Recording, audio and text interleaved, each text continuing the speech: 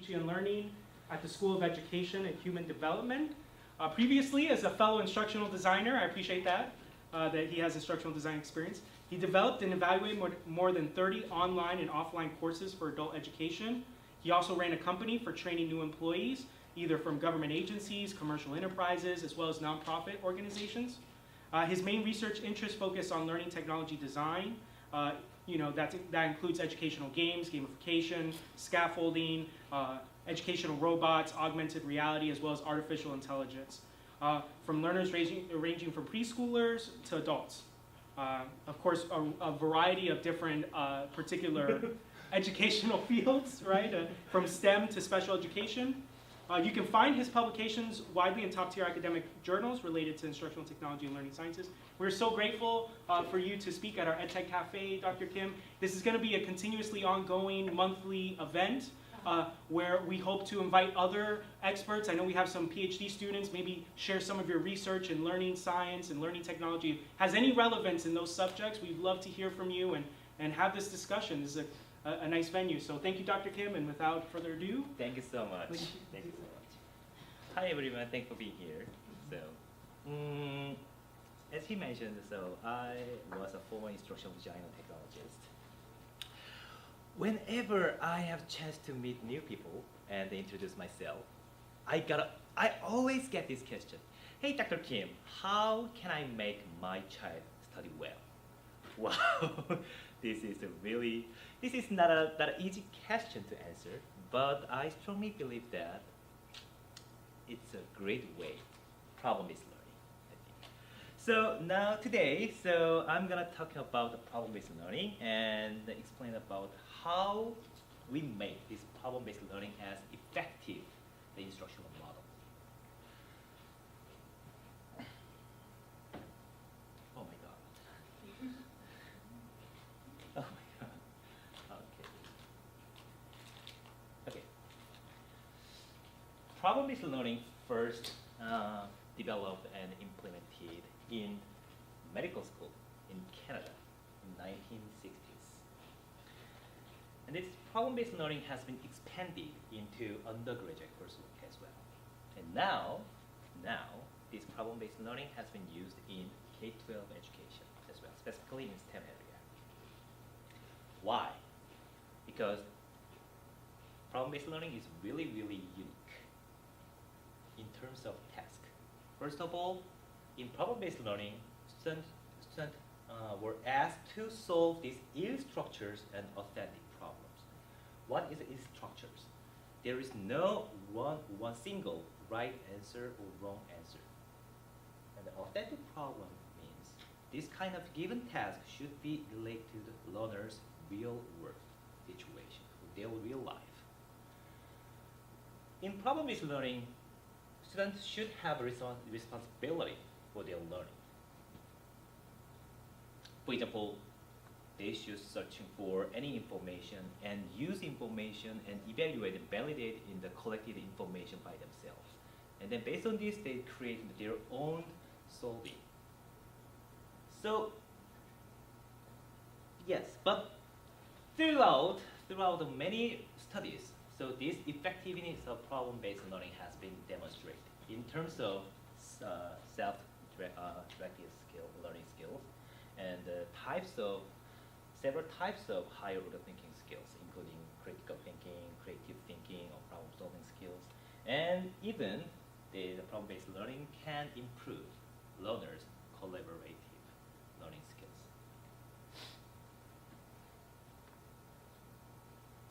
This is one simple real samples used in the problem-based learning. So please leave this. So this is I just create this kind of task, a structured task. So save our Logan city. Logan is located in the Utah state. I graduated in Utah state, so I use this Logan city. So Susie was shocked to read a newspaper article that pointed out that Logan, Utah is 10th worst city in terms of air quality in US. Can you believe this? This is real. This is real. Yeah. So since Logan is a rural area, she questions whether this article is correct or not. So therefore, she decided to try to find the reason of the bad air quality of Logan City and compare it to other big cities with notorious bad air quality. How can Susie find the reason why the air quality in Logan City is so bad? If students want to solve these kinds of air quality issues, they should know about the sub-components of air quality. That means they already know about the specific content-specific knowledge about air quality. And then they need to collect much information about air quality across all cities. So that means this kind of ill structures or authentic problem require students more advanced in the problem-solving skills.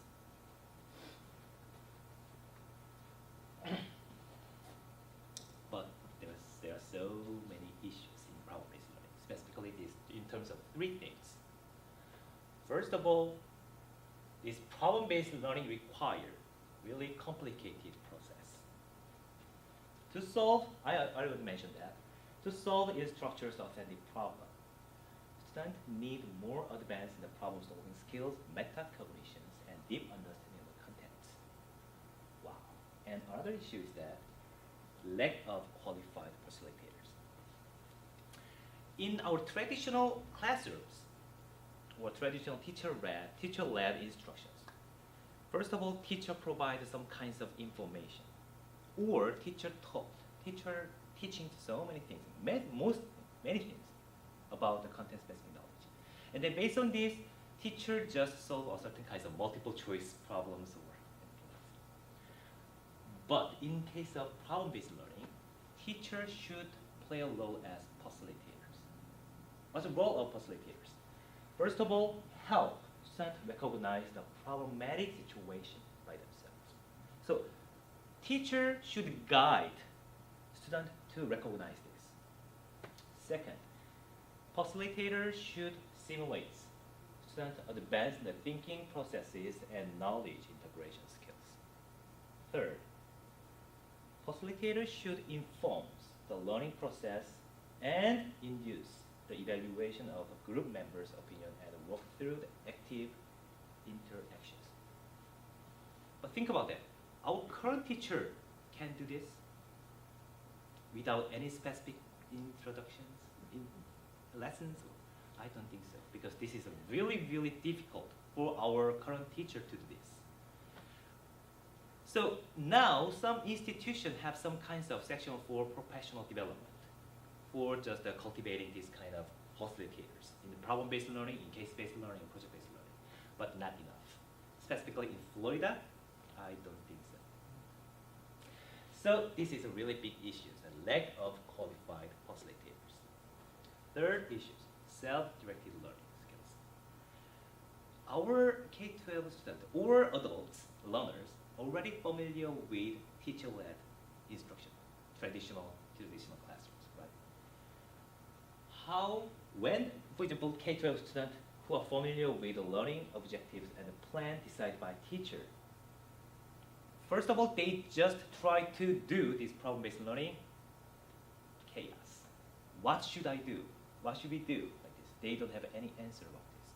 So that is the reason why problem-based learning has been recognized really effective instructional model, but in real our classrooms, everyone said, oh, I don't think so. Really, true.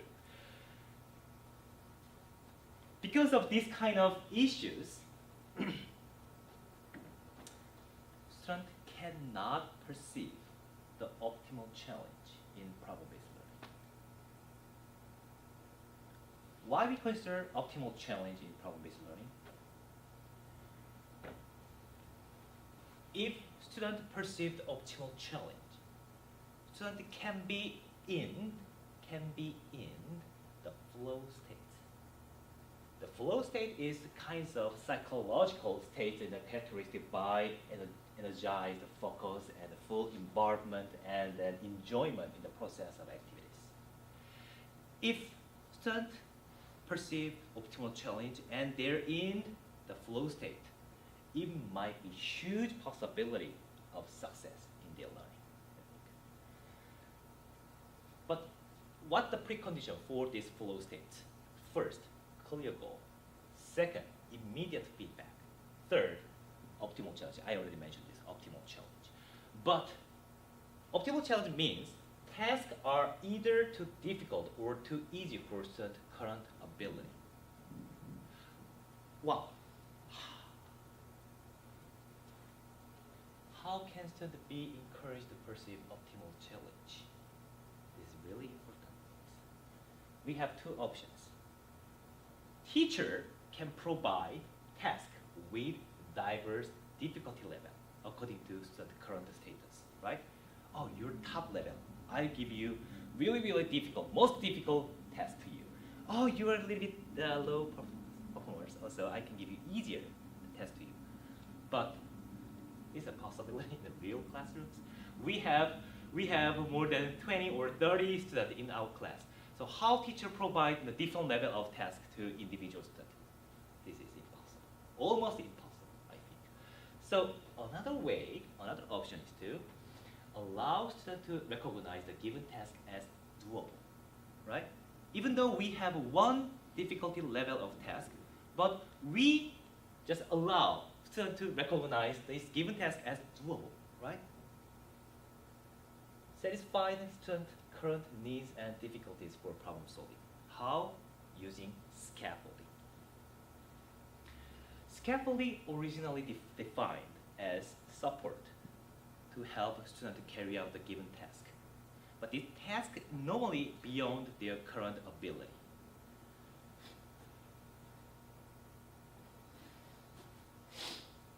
Okay, this is, I suggest, the one learner-centered scaffolding systems in the problem-based learning.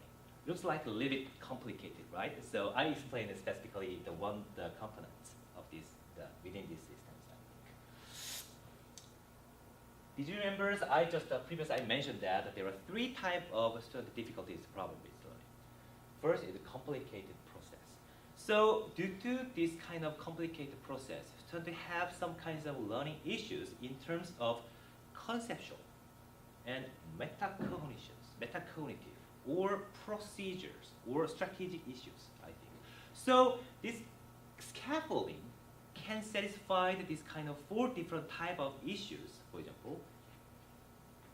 It can be solved, right? So we think about that. Okay, scaffolding can be provided. Okay, or teachers or other resources can be provided to these different 4 type of scaffolding to solve these complicated process issues, I think. What is the conceptual scaffolding? Simply, this scaffolding play a role in address the issue in understanding content-specific knowledge. Think about that. Metacognitive scaffold can be provide a certain kinds of support for students to reflect their own learning process, I think. Strategic scaffold that suggests the process to solve the problems and provide a guidance about the problem-solving strategies. And motivational scaffold is to relate to their motivations. But in 2 things, conceptual scaffold and strategic scaffold is a little bit confused because the role is really, really similar. But to clear understanding, in the case of conceptual scaffolding, provide certain kinds of concept map, for example, to understand the concept. What we need to learn, about what we need to learn. But in the case of strategic scaffold, provide a certain kinds of strategy about how to solve the problems. So what and how. So these 2 scaffolding play a different role, I think. So if this scaffolding handle concept issue, metacognitive issues, strategic issues, and motivational issues, I believe this kind of study can just address this kind of complicated process in the problem-based learning.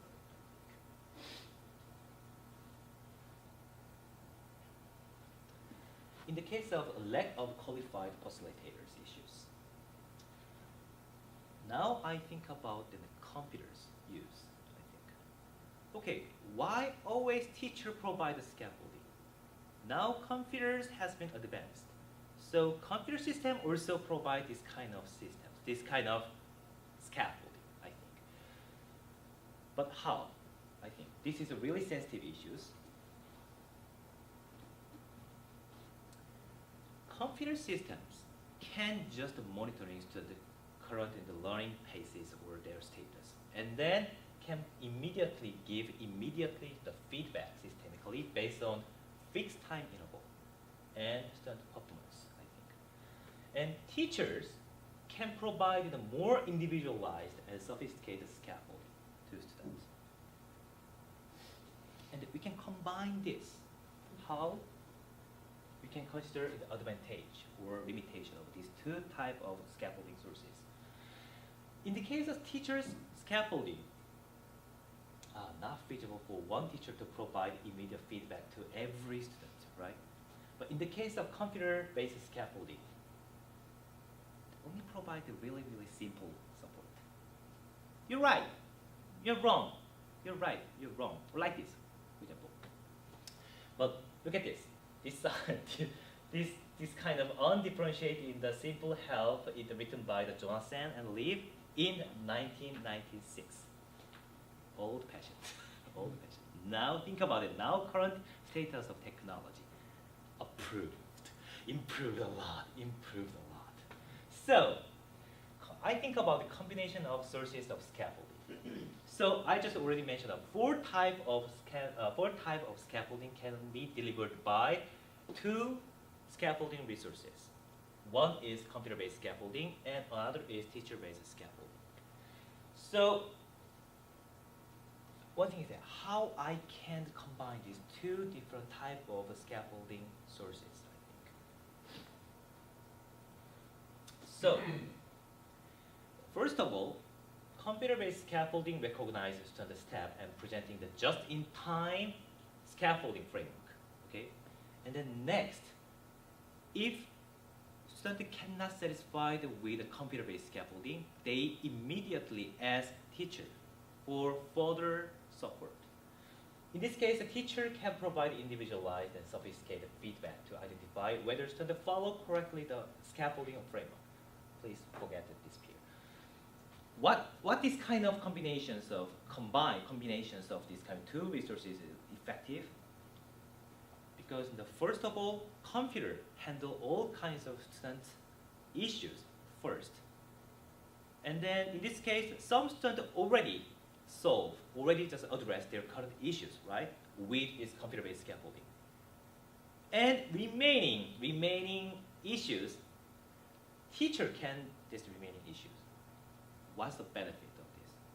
In this case, this kind of combination system can reduce teachers' workload a lot, because teacher only handle some students, I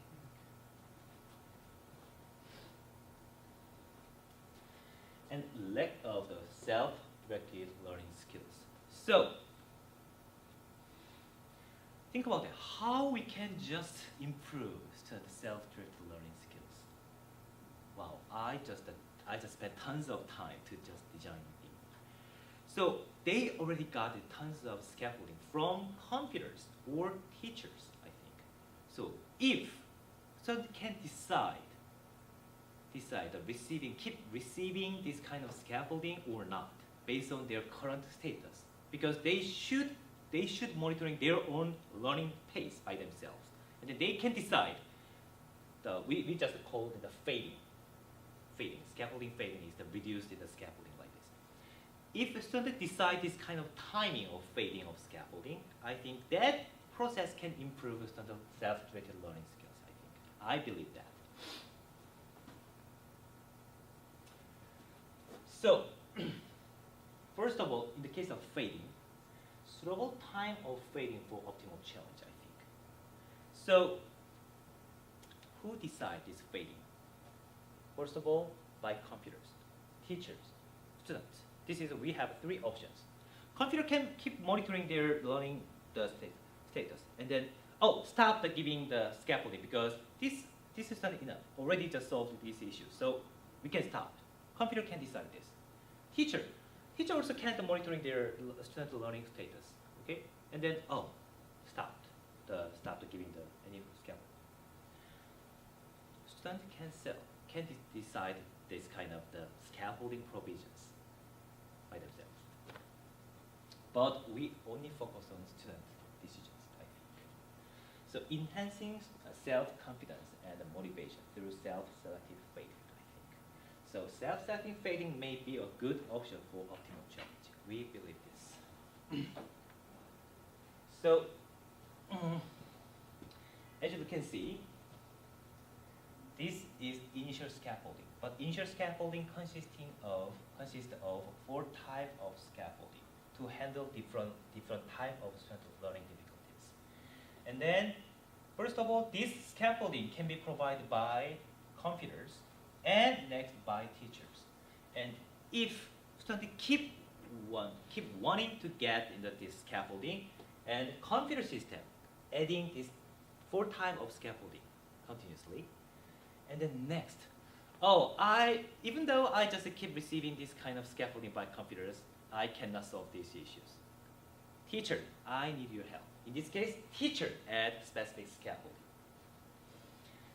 And self-selective fading. Student can decide in this fading and timing. And then computer and teacher verify this time or decision, student decisions. This is just I called learner-centered scaffolding systems. This is my real application of this learner-centered scaffolding system in problem-based learning. As I mentioned that this is a real task, save our Logan city. And then I developed this real virtual field trip software. I call this is an online version of a problem-based learning, I think. So, first of all, students can walk around in all kinds of US cities. They select the cities. And then gathering the real-time air quality data using the platform from the Google Street. You can see that this is a Google Street View. I developed this kind of systems in the 2016. So the graphic has a low quality. But anyway, so okay, this is a real street, and then students can just walk around these real cities, and then if they just decide the measure air quality at the point, they just push this measuring button, and then the system can automatically connect to the air quality government air quality website, and then they just send the real-time air quality measurement to this software, and then student can see the real-time air quality data, I think. And then they can select in the multiple cities, and then they compare in the components influence the air quality between the cities. And then if they want, they can directly go to the Google, and then they can search for any data about any information about air quality, and then they just learn about air quality by themselves. And then I also included some kinds of collaboration function in here. So they just make a certain kinds of group, and then in the between group they just have some conversation about what solution is best, and then your solution is best, and then we can just select your solution as our group decisions are like this. Anyway, so this is the background of this software, and this is the most important thing is that I embed my scaffolding system into this virtual field trip software. It took 6 years to develop these scaffolding systems. This scaffolding system based on artificial intelligence. So I used machine learning algorithms to develop these artificial intelligence-based scaffolding systems. I collect around 13,000 cases from literatures, and then I just collect in the longitudinal data with 300 students for 5 years. And then I just create certain kinds of specific example of effective teaching support. That means we just observed all teachers' behavior and activities. And then we let computer know about this kind of real example from teachers. And then, as I mentioned, that I just utilize the machine learning algorithms. This is the popular algorithm for artificial intelligence nowadays. So, my scaffolding system names is Bobo. So, just walking around these cities and they need help, just call Bobo. Bobo, I need help. In this case, my intelligence system wake up, and then this AI system can help any students. So, as I mentioned that this AI system, AI-based the scaffolding system, provide two support. First support is generic support, like Siri and Alexa, like this. And the second, specifically support for learning. So as I mentioned that this kind of AI system can provide four types of support: conceptual, strategic, metacognitive, and motivational scaffolding.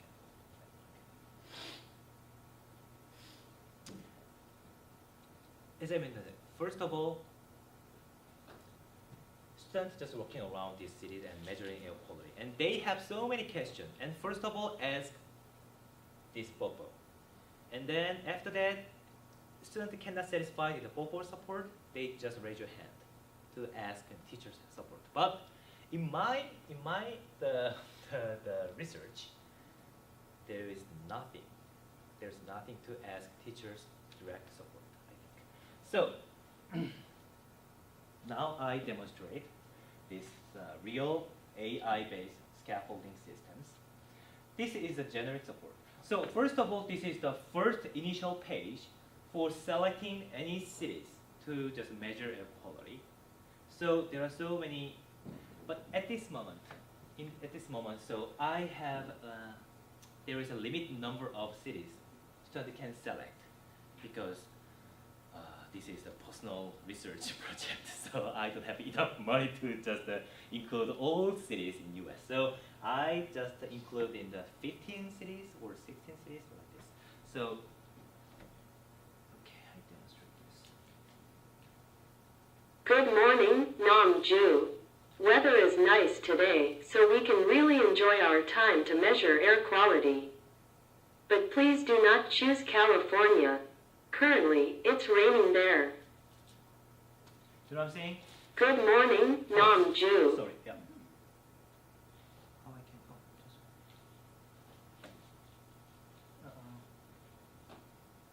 Sorry. AI system already searching for any information about weather. So if students select in the California, any cities in the California, it might be really difficult to just measure accurate the air quality. So first of all, this AI system not recommend to go to any cities in California. Oh.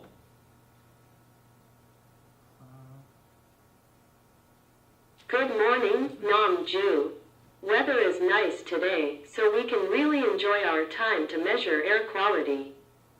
But please do not choose California. Currently, it's raining there. Oh, I'd like to go to San Francisco. This is almost a 100% So sorry, in the because voice it might be recognition accuracy. impossible to measure air quality accurately when it rains. Okay, I want to choose Chicago. And then I just choose Chicago instead of San Francisco based on the AI's recommendation. Oh, like this. And this virtual filter is developed based on the Google Street View. And then click. When I just point out a certain field, they show the real street views here, like this. And then another example is like a general support, the personal data. So I allow the computer to access all my account, Google account or Gmail account or all kinds of email account or all kinds of accounts. So this AI system already know about me, everything. So look at this. I choose Chicago, right? So I work. Namju, you selected Lower Wacker Street in Chicago. Did you remember this street? You visited here in 2015 for attending a ERA conference. They know about. Oh, you're right. Could you let me know the list of the restaurants I visited at the time? And then searching on my data. Sure, in my record, you visited Chicago Cut Steakhouse, Coco Pazzo, Daebak Korean Barbecue, Cafe Ba Ba Reba, Burger King twice. Thank you, Bobo. Interesting, right? So, and then this is a generic support like this, and then this example is for the showing the specific support for learning. Hey, Bobo. I heard CO2, NO2, and PM2.5 before, so these things indicate air quality. Air quality can be determined by the several levels of pollutants, and you need to check these pollutants, which have a huge impact on a city you selected. Please visit this website, www.airnow.gov, to learn air quality components. What I think about that is really, really effective, right? To provide any internet resources to learn more about air quality. Because how everyone just asks me, when I just present this kind of my software in front of an audience at the conference, they ask me, how AI know about these kind of specific resources about the air quality? I just mentioned that. Think about it, considering our pre-programming, for example, skills. This is not impossible, I think. This is not possible, because in this case, we should pre-programming all kinds of resources. But I just adapt the machine learning algorithms. So that means computer system learn something by themselves after just building initial model. So, because if you just go to the Google website and then, for example, air quality, you should put the air quality here. So Google itself, the evaluate in the website, in the validity or the accuracy like this. So based on this information, Google recommend choose one of the most validated in the website about air quality, and then suggest and recommend to go to there like this. And then in my programming, so I just let computer know about .gov or .edu can be most validated in the website or resources, because this kind of .gov is a government website or EDU is the Education Institute website. So first of all, I just make the priority. So that this kind of website is the more believable. So please recommend first this kind of website like this. So there is a reason why this, but airnow.com like this, for example. But everyone just said airnow.com is the most believable website about air quality components like this. So this computer system also know about this airnow.com is the validated in the website. So there is a reason why Bobo recommend this website resources. And then this is another example. I'm just walking around in this city and then look around and then just decide to measure air quality at this point. Okay, I want to measure air Measure quality here. Push this measure button. Oh, two tools. Two tools. I have two Hey, tools. Bobo, which tool should I use? What's the difference between these two? As you understand, the components of air quality are diverse. On the screen, you can see two types of tools to measure air quality. AI control this. Unfortunately, there is no tool to estimate all kinds of components. One is for chemical components, and another is for physical components. For the accurate measurement, you should choose the proper tool. First of all, you need to know whether a certain component you try to measure is chemical or physical. Thank you, Bobo. This is a procedural support for the learning. Another example, metacognitive support. Okay, this is my last measurement. CO2 is 3.5, This is a real- NO2 real 70, time data ozone about the- 0.9, air quality SO2 is is 1. Next thing, PM 2.5 is 39, PM 10 is 153. Gotcha. Okay, I finished to measure air quality. Hey Popo, what should I do next? According to API history, there is a huge wave in the level of air pollutants in a city you chose. Can you find any information about this and explain the reason of a huge wave? Like this. So this kind of AI system can just provide a certain kind of support to allow the student to reflect their finding, I think. This really leads to their student metacognition skills, I think. So this computer system can provide this kind of system because this system already know about the history of air quality, in cities I choose, I think. And then next. Okay, this is my next item. This is also interesting functions. What is the limitation of online learning of test behavior?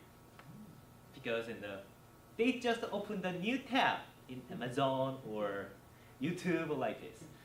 So a teacher cannot capture this because your monitor, I'm teacher, but I cannot see your monitors, right? So, but this system can monitor student of task behavior.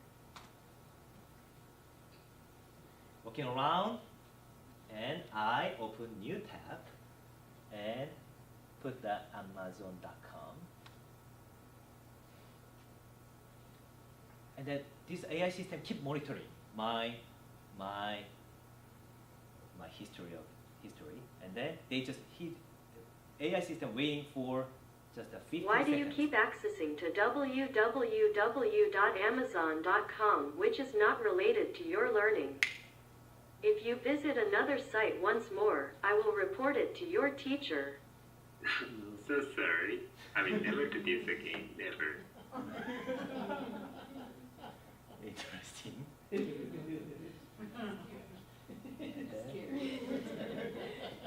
This is another function for the motivational support. But as I mentioned, that this is the draft version. This is not the complete version. So I keep developing this kind of system. So this is a motivational support.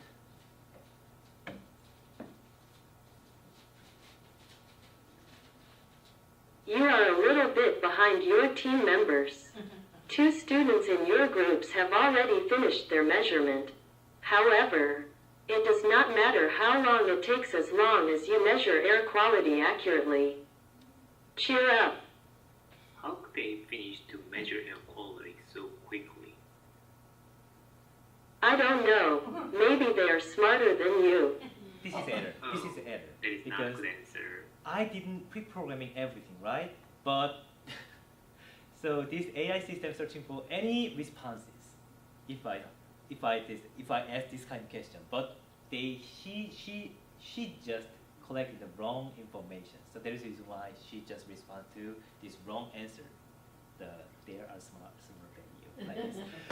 But after that, I just mentioned how Popo there is not right answer like this, and then Popo just recognized this. Oh, this is not good answer. So this kind of AI system learn one more thing, right? And then later, this AI system never tell this kind of smarter than you again, never. Okay, this is a machine learning algorithm space, the artificial intelligence based in the scaffolding system. So like this, for example, this is not perfect. And then I don't believe this kind of AI-based scaffolding system cannot place in the teacher's wall 100%. But if this AI system can support teachers, wow, teachers can reduce their working load a lot, I think. And then, in this case, teacher can provide individualized support to small scale of students, I think. I can see the benefit of this kind of computer-based scaffolding within these kind of situations. And soon I will also add some functions of this scaffolding to evaluate student performance as well, using their iris movement or their facial expressions or other things. So I think nearly futures, I will just complete the development of this AI-based scaffolding system, and then hopefully I adapt this AI-based scaffolding system into our Blackboard systems as well. So in this case, this AI system can predict student success or fail after just 1 week. So I'm saying this is really innovative. After spending 1 week, this AI system can predict a certain student success and failure. And if this kind of system can recognize this kind of issues and can report directly to instructors. And this AI think, oh, this student have some kinds of psychological issues. And then this system can report this issue to counseling office, not to instructor. So I think this utilization of this AI based in the scaffolding systems is unlimited, I think. So we keep considering the utilization of this AI system in future studies. And specifically in online learning PBL, because I just mentioned about the benefit of problem-based learning. So I keep trying to just adapt this scaffolding system into learner-centered instruction model, including problem-based learning. Okay, thank you so much. Yep. So any questions? So yeah, if you need further information about my system, so please visit, please just searching for my current published article.